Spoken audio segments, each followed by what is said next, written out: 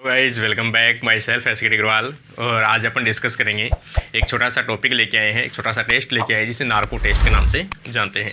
Narco test के बारे में जनरली आजकल जो डेली न्यूज़पेपर में या डेली न्यूज़ के अंदर आप सुन रहे होंगे कि नार्को टेस्ट काफ़ी ट्रम आ रहा है, क्योंकि हाल ही के अंदर जो एक केस हुआ है, दिल्ली का जो केस है आफ्ताब और जो श्रद्धा का जो मर्डर केस है, उस कंडीशन के अंदर जो सुप्रीम कोर्ट ने आफ्ताब की सच्चाई उगलाने के लिए एक नार्को टेस्ट को परमिशन दी है कि नार्को टेस्ट है वो आफ्ताब के साथ में किया जाए, ताकि उसकी जो सच्चाई है या कुछ चीज़ें हैं जो वो नहीं बता रहा है या नहीं बताना चाहता है या नहीं बता पा रहा है, अपन किसी के पक्ष में नहीं है, लेकिन उसको सच्चाई उगलाने के लिए, सच्ची बातें निकलवाने के लिए एक टेस्ट जारी किया है या टेस्ट को परमिशन दी है, जिसे नार्को टेस्ट कहते हैं। और जैसे जनरली अपन जानते हैं नार्को टेस्ट किस कंडीशन में अप्लाई किया जाता है या किस कंडीशन में अलाउ किया जाता है, क्योंकि जनरल कंडीशन में जो नार्को टेस्ट है वो क्या है, बैन है।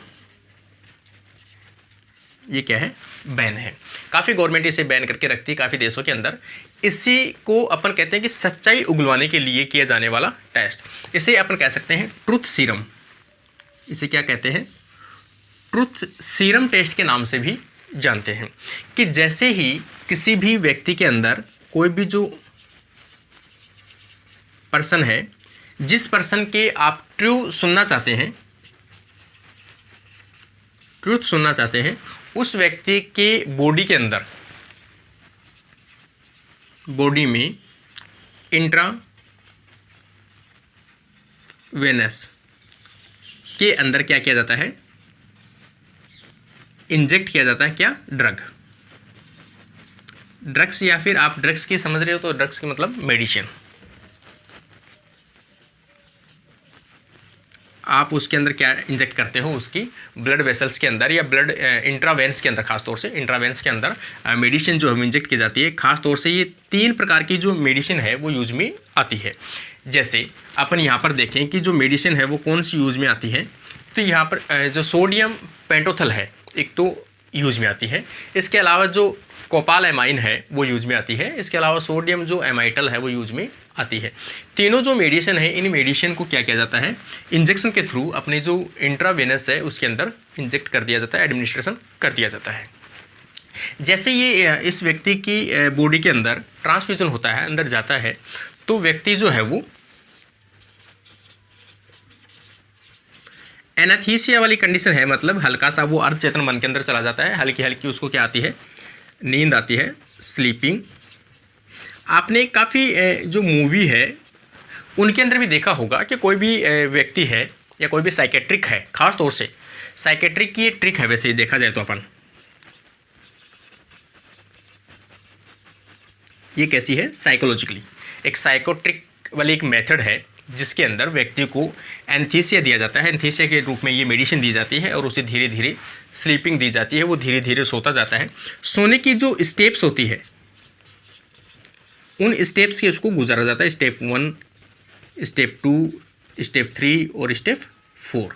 इन स्टेप से होते हुए उसको गुजारा जाता है कि आप धीरे धीरे स्टेप 1 में जा रहे हैं, स्टेप 2 में जा रहे हैं, स्टेप 3 में जा रहे हैं।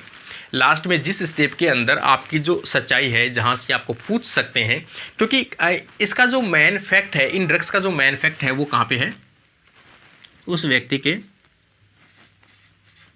Nervous system. अपनी जो मेमोरी है वो मेमोरी किस पे डिपेंड करती है, अपने न्यूरॉन्स पे, अपने नर्वस सिस्टम के ऊपर। आपकी मेमोरी के अंदर कोई भी चीज़ें हैं जो सेव है, इस टेस्ट का मतलब है क्या कि आपकी मेमोरी में कुछ चीज़ें सेव है, आप उनको बाहर वापस रिप्रेजेंट करना चाहते हो, तो अपन ने ये जैसे ड्रग्स या मेडिसिन यूज में ली है, ये क्या करती है, इन नर्वस सिस्टम के फंक्शन को क्या करती है, रीफंक्शन करती है। मतलब वापस से जो इनमें सेव है नर्वस सिस्टम के अंदर, उन नर्वस सिस्टम को रिप्रेजेंट करता है। क्या करती है, रिप्रेजेंट करती है कि वो वापस से उन चीज़ों को बताने लगता है जो उसने छुपा रखी है माइंड के अंदर, अपनी मेमोरी के अंदर उसने छुपा रखी है, उन सभी चीज़ों को वो क्या करने लगता है, रिप्रेजेंट करने लगता है। और उसी के तहत उस रिप्रेजेंटेशन को अपन क्या कर लेते हैं, रिकॉर्ड कर लिया जाता है, टैप रिकॉर्ड कर लिया जाता है, ताकि वो गवाह के रूप में यूज में आ सके कि इस व्यक्ति ने क्या क्या बताया है। तो ये मेथड यूज में आता है मेमोरी की छुपी हुई चीज़ों को रिप्रेजेंट करने के लिए, रीशोइंग के लिए। तो उसको वापस से रिकॉर्ड कर लिया जाता है और वो एक एज ए गवाह के रूप में यूज में आ जाता है। यहाँ पर जो मेन मुद्दा है ये किसके लिए यूज में आ रहा है, हाल ही के अंदर जो आफ्ताब और जो श्रद्धा का मर्डर केस, इसमें जो सुप्रीम कोर्ट है, सुप्रीम कोर्ट ने जारी किया है नार्को टेस्ट।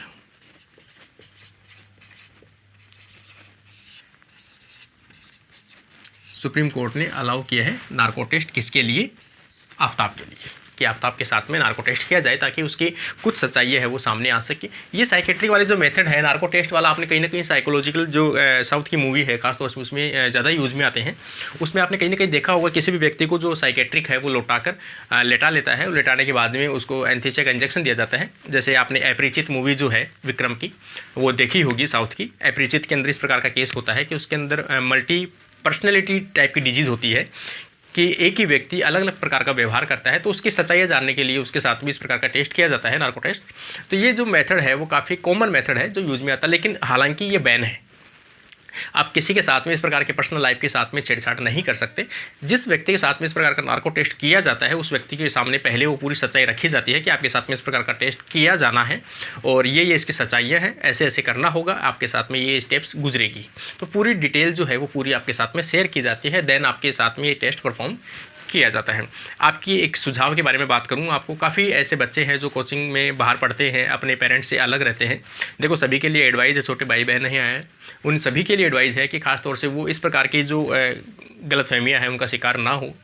अपने पेरेंट्स और अपने जो समाज है, अपना फैमिली है, उन सभी को ध्यान में रखते हुए सभी से रिक्वेस्ट है कि वो इन चीज़ों से ज़्यादा से ज़्यादा बचे, क्योंकि काफ़ी गर्ल्स है इनोसेंट होती है, इन चक्करों में फंस जाती है, उसको पता नहीं होता अपन किस रास्ते पे जा रहे हैं, किस रास्ते पर नहीं जा रहे हैं।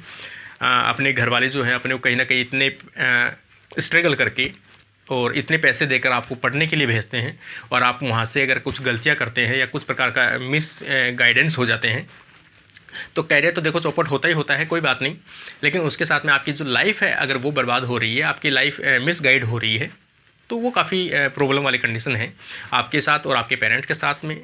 इस प्रकार की गलतियाँ ना करें ताकि और किसी के साथ ऐसी गलतियाँ ना हो। मैं चाहता हूँ कि जो भी स्टूडेंट पढ़ने जाए या कोई भी अपनी लाइफ से बाहर निकलते हैं तो वो अपने पेरेंट्स के बारे में ज़रूर सोचें और इन मिस गाइडेंस से ज़रूर बचें ताकि आप अपना नाम रोशन कर सको। Thank you friends.